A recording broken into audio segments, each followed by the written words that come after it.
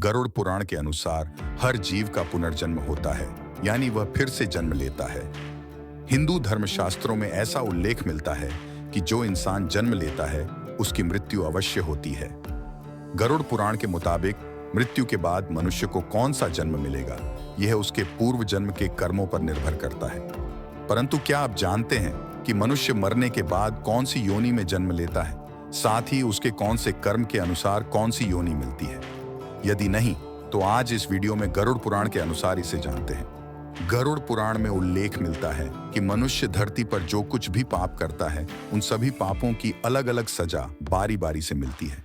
यम के न्याय में किसी भी पाप की सजा से बचा नहीं जा सकता है। गरुड़ पुराण में बताया गया है कि जो स्त्री अपने पति को छोड़कर दूसरे पुरुषों से संबंध रखती है, उसे यम लोक में दहकते लोहे का आलिंगन कराया जाता है। पाप की सजा पूरी होने पर ऐसी स्त्री चमगादड़, छिपकली अथवा दो मुंहा सांप के रूप में जन्म लेती है।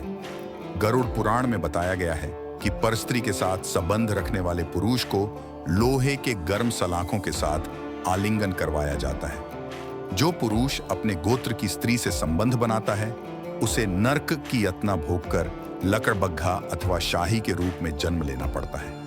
मित्र के साथ विश्वासघात करके उसके पत्नी से संबंध बनाने वाले को यमराज गधा की योनि में जन्म देते हैं। लेकिन व्यभिचार और धोखा देने से भी बड़ा एक पाप है जिसकी सजा कठोर है। महाभारत के समय एक व्यक्ति ने ऐसा पाप किया था, लेकिन आजकल बहुत से लोग ऐसे पाप करने लगे हैं।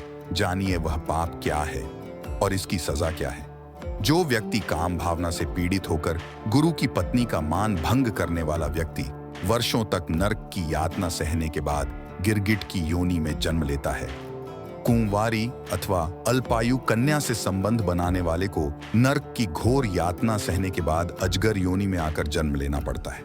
जो लोग महिलाओं का शोषण करते या कराते हैं, वो अगले जन्म में भयानक रोगों से पीड़ित होते हैं। वहीं अप्राकृतिक रूप से संबंध बनाने वाला अगले जन्म में नपुंसक, गुरु पत्नी के साथ दुराचार करने वाला कुष्ठ रोगी होता है। कृष्ण की दृष्टि से यह है सबसे बड़ा पाप।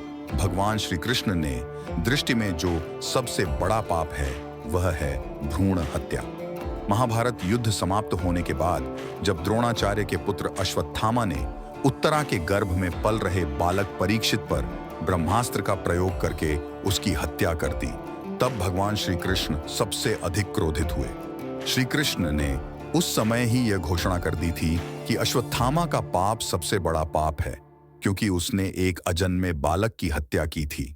श्री कृष्ण ने इस पाप की सजा स्वयं अश्वत्थामा को दी थी। श्री कृष्ण ने अश्वत्थामा के सिर पर लगा चिंतामणि रत्न छीन लिया और शाप दिया कि तुमने जन्म तो देखा है, लेकिन मृत्यु को नहीं देख पाओगे।